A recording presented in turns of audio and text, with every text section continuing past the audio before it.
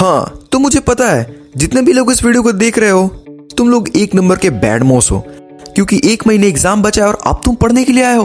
But कोई बात नहीं, फिजिकल एजुकेशन मुझ पे छोड़ दो।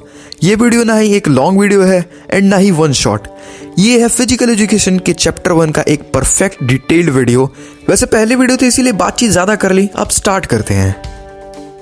ओके, तो फर्स्ट चैप्टर का नाम है फंक्शन ऑफ स्पोर्टिंग इवेंट्स, और हम इस चैप्टर में सिर्फ वही पढ़ेंगे जो इस चैप्टर के सबसे इंपॉर्टेंट पॉइंट्स हैं, क्योंकि कचरा नहीं भरना है यार दिमाग में।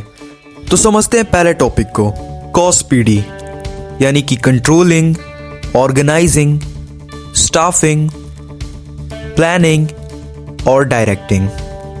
तो सबसे पहले समझते हैं हम लोग प्लानिंग को। अब प्लानिंग तो तुम लोगों को पता ही होगी यार, बैड मोस्ट लोगों को प्लानिंग के बारे में सब कुछ पता होता है। जैसे कि अगर तुम्हें किसी बंदे को मारना है तो तुम्हें कहाँ पे मारना है, कितने बंदे चाहिए होंगे और कैसे मारना है, हाथ तोड़ने हैं, पैर तोड़ने हैं, ये सारी चीजें तुम प्लान पहले से करके रखते हो। ठीक है ना, तुम लोग समझ रहे हो ना। अब उसके बाद है डायरेक्टिंग।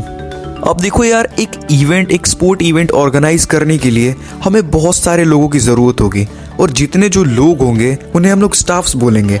एंड सारे स्टाफ्स का एक डायरेक्टर होगा जो उन सबको कोऑर्डिनेट करेगा, उन सबको बताएगा कि उनको क्या करना है, किस तरीके से करना है।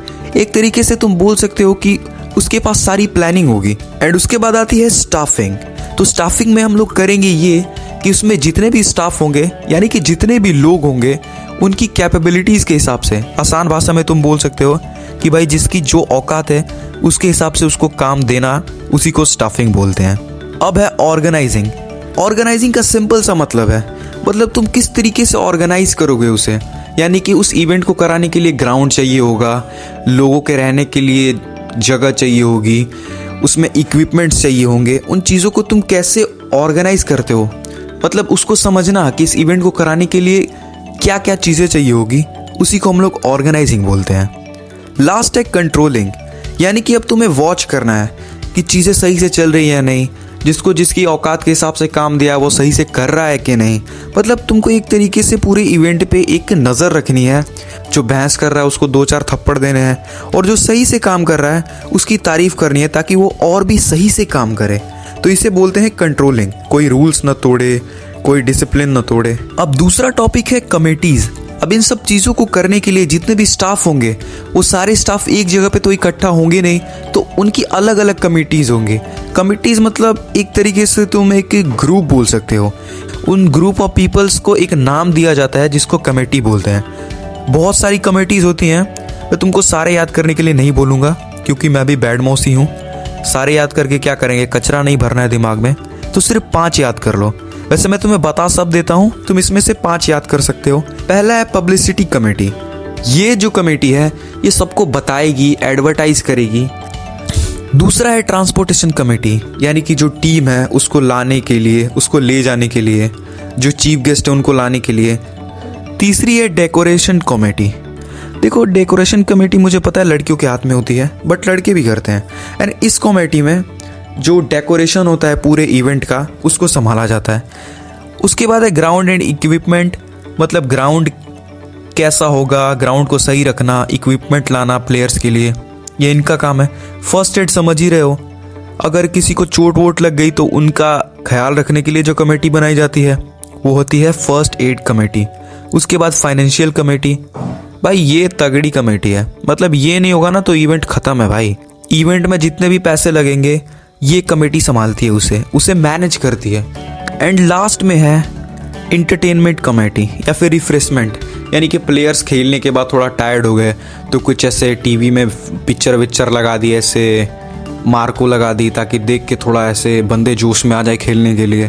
तो वो कमेटी जो होती है उसे बोलते हैं इंटरटेनमेंट कमेटीज। अब आती है गाइस सबसे तगड़ी चीज़, रिस्पॉन्सिबिलिटीज। अब यहाँ पे 3 टाइप की रिस्पॉन्सिबिलिटीज होती हैं। एक होता है प्री, एक होता है पोस्ट, एक होता है ड्यूरिंग।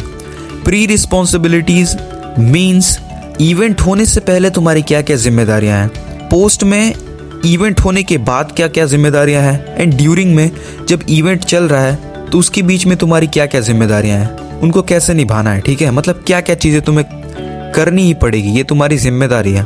तो सबसे पहले देखते हैं प्री की। प्री में तुम्हें सबसे पहले देखना पड़ेगा प्रिपेयर बजट, यानी कि तुम्हें इवेंट का बजट प्रिपेयर करना पड़ेगा कि कहीं पैसे कम ना पड़ जाएं। दूसरी चीज़ है arrange prize and certificate for the winners, यानी कि तुम्हें प्राइज, ट्रॉफी वगैरह और जितने पैसे देने हैं विनर को, सर्टिफिकेट, ये सब चीज़ें तुमको अरेंज करनी पड़ेंगी। ये तुम्हारी जिम्मेदारी है। इवेंट होने से पहले पता चला कोई जीत के खड़ा है और तुम्हारे पास ट्रॉफी ही नहीं है भाई को देने के लिए। चौथा है डेट फिक्स करना, किस दिन कौन सा टूर्नामेंट होना है, किस दिन कौन से टीम से कौन सी टीम लड़ेगी। तुम्हें पता ही होगा ड्यूरिंग में क्या करना होगा। तुम्हें डिसिप्लिन मेंटेन करके रखना होगा कि कहीं कोई कलेश ना करे, लड़ाई वड़ाई ना करे।